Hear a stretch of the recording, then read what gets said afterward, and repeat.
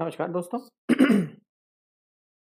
BPSC mains 66 और 67 का class चल रहा है, जिसमें आज आपका टॉपिक है रूढ़िवाद और रूढ़िमुक्त भारतीय दर्शन। और इसके अंदर जो यथार्थवाद है, रियलिज्म जिसको हम कहते हैं, उसके साथ इसकी कंपैरिजन करना है। हम क्लासेस के अंदर जो चल रहा है उसको मैं थोड़ा सा डिफाइन कर देता हूं। सभी को मैंने ऑलमोस्ट सारे क्लासेस के वीडियोस लेक्चर्स प्रोवाइड करवा दिए हैं।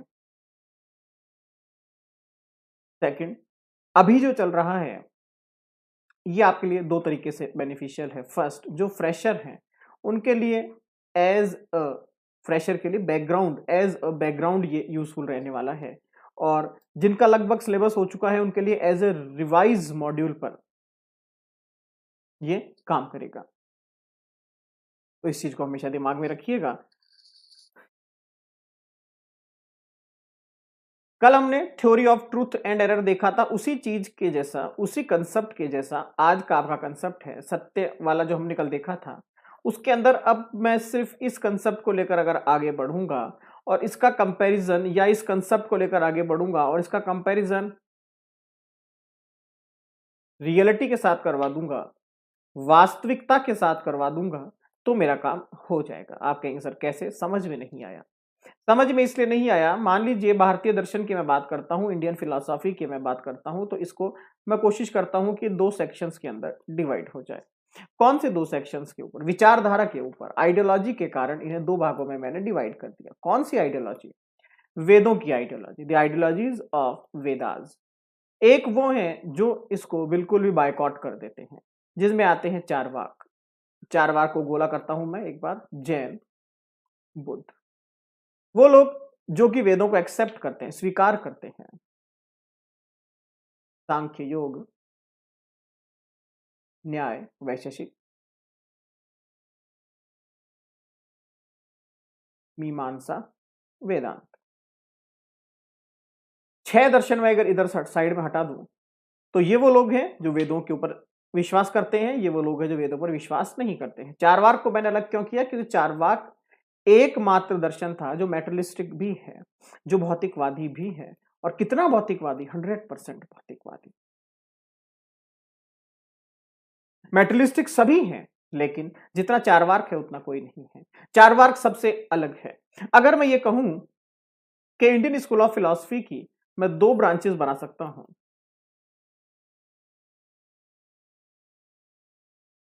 एक तरफ है चारवाक, एक तरफ है रेस्ट ऑफ ऑल, बाकी जितने बचे सारे।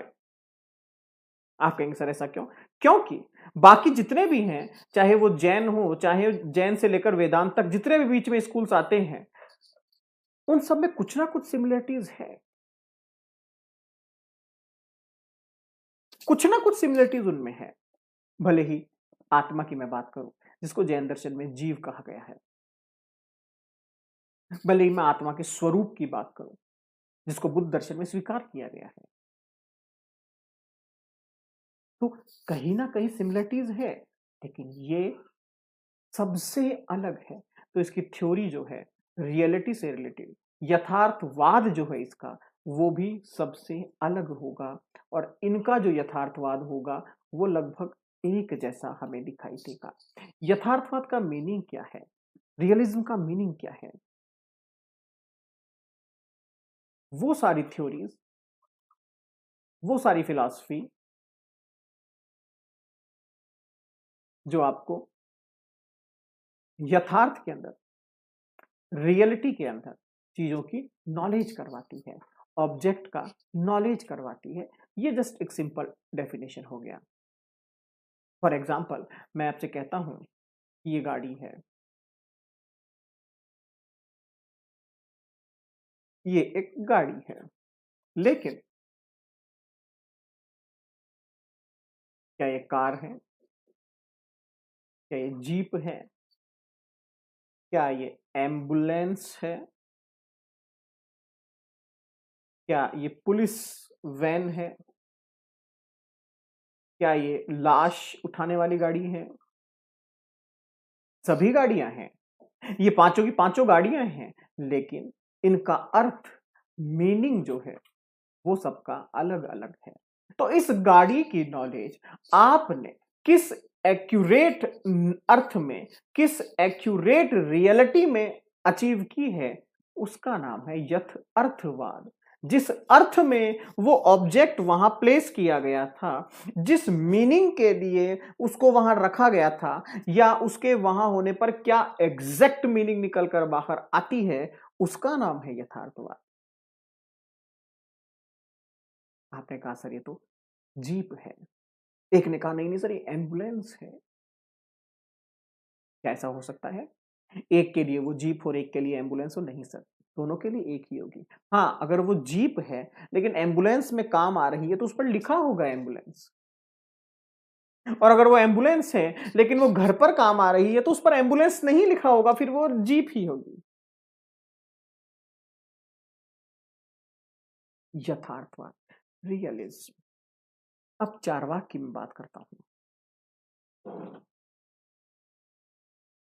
बेसिकली इस कंसेप्ट में पढ़ना क्या है इंपॉर्टेंट वो है चारवाक। चारवाक के कुछ कंसेप्ट हैं। जैसे कि मैं अगर चारवाक की एपिस्टेमोलॉजी की बात करूं, ज्ञान मीमांसा की बात करूं, तो ये केवल प्रत्यक्ष को मानकर अपनी गाड़ी आगे बढ़ाता है।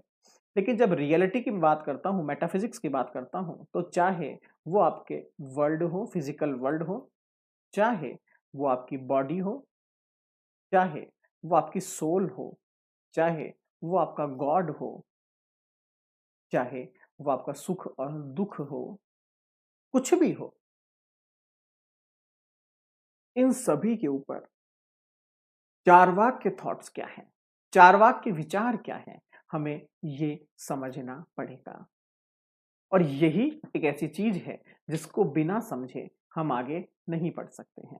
तो जहां पर मैं थ्योरी ऑफ रियलिटी की बात करूंगा या चारवाक की थ्योरी ऑफ रियलिटी की बात करूंगा, चारवाक ने किसको वास्तविक माना है, या फिर जैन दर्शन ने किसको वास्तविक माना है, या बुद्ध दर्शन ने किसको वास्तविक माना है, या न्याय में कौन वास्तविक है, तो इसमें दिमाग मत लगाइएगा बिल्कुल भी। चारवाक की जितनी भी फिलॉसफी आपको मैंने अभी तक पढ़ाई है, वो सारी आपको उसमें पढ़नी है। चाहे वो स्वयं का ज्ञान हो, नॉलेज ऑफ सेल्फ, चाहे वो वर्ल्ड का ज्ञान हो। कैसे? इनकी एपिस्टेमोलॉजी, इसको हम ज्ञान मीमांसा कहते हैं, और इसकी मेटाफिजिक्स, ये सभी के अंदर मिलेगा। जहां मैं ज्ञान की बात करूंगा तो वो एपिस्टेमोलॉजी के साथ, जहां फिजिकल वर्ल्ड से रिलेटेड बातें करूंगा तो वो मेटाफिजिक्स के साथ। ये सारी चीजें हर दर्शन के अंदर कही गई है, बस हमें सारी पढ़नी है। चूंकि मैंने आपको इसका क्लासेस दिया हुआ है, मैं एक बार ब्रीफ कर देता हूं सभी चीजों को। चारवाक के अंदर क्या क्या चीजें हैं। चारवाक का नॉलेज ऑफ ऑब्जेक्ट, या मीन ऑफ ऑब्जेक्ट, या मीन ऑफ नॉलेज जो प्रत्यक्ष है। उसके बाद नॉलेज ऑफ वर्ल्ड हमें कैसे होता है। फिर importance of world, importance of world के अंदर आप बता देंगे फिजिकल वर्ल्ड का इंपॉर्टेंट क्या है, भगवान है या नहीं है, ईश्वर जिसको हम कहते हैं, सोल है या नहीं है। देन सुखवाद, हिडोनिज्म, दैट्स इट। यही सत्य है, यही यथार्थ है, काम खत्म। तो ये चार वाक, सेम एज अगर मैं बात करूं जैन दर्शन की, द कंसेप्ट ऑफ जीव। मैं टॉपिक बता रहा हूं, देख लीजिएगा, नहीं समझ में आया तो पूछ लीजिएगा। कंसेप्ट ऑफ जीव के बाद उनका अनेकांतवाद,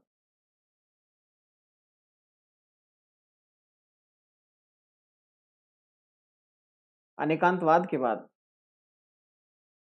शादवाद, द एक्सप्लेनेशन ऑफ शादवाद, सप्तभंगनय,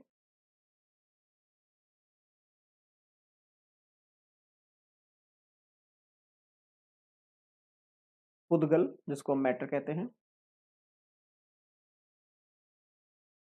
ठीक है, ये सब कुछ मैं ये चीजें इसलिए बता रहा हूं क्योंकि अभी मैं आपको एक एक टॉपिक का ब्रीफ कर रहा हूं। कल से फिर मैं एक एक चैप्टर, दो दो चैप्टर एक साथ लेकर आगे बढ़ेंगे हम, ताकि आपको वो सब चीजें क्लियर अप हो जाए। बुद्ध दर्शन, क्योंकि जो क्वेश्चंस हैं वो इसी सेक्शन से निकलते हैं, बुद्ध दर्शन, तो उसके अंदर 4 नोबल ट्रूथ,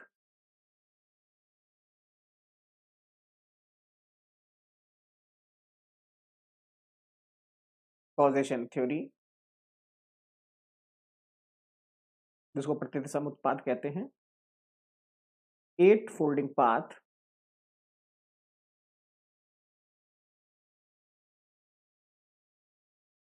ठीक है, और मोक्ष,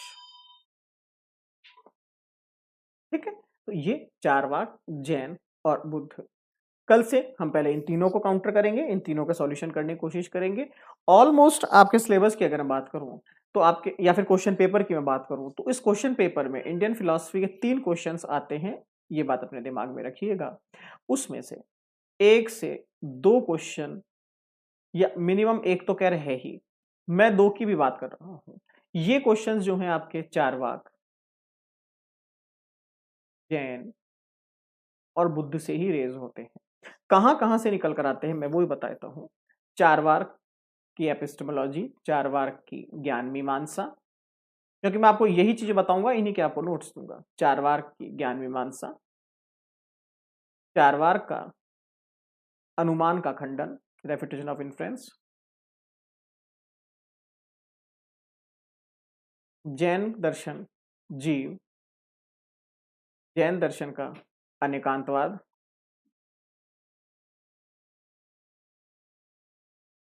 जैन दर्शन का त्यागवाद, बुद्ध दर्शन, बुद्ध दर्शन के अंदर अष्टांगिक मार्ग, अष्टांगिक मार्ग के बाद इसका कार्य कारण का सिद्धांत, प्रत्यक्ष समुत्पाद,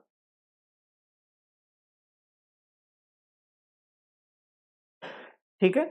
अब इनमें से भी अगर मैं कहूं कि स्पेशली ये टॉपिक वो हैं जो हमें पढ़ने ही पढ़ने हैं, एग्जाम में आते ही आते हैं, तो 1,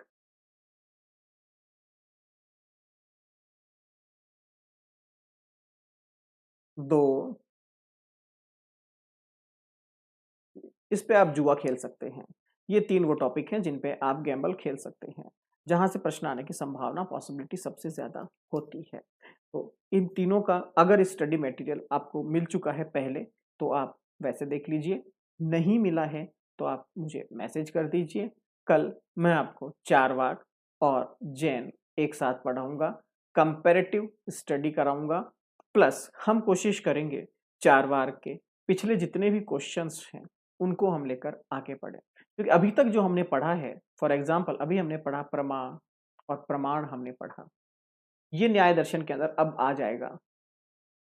हमने theory of truth and error पढ़ा, ये भी अब पढ़ लिया जाएगा।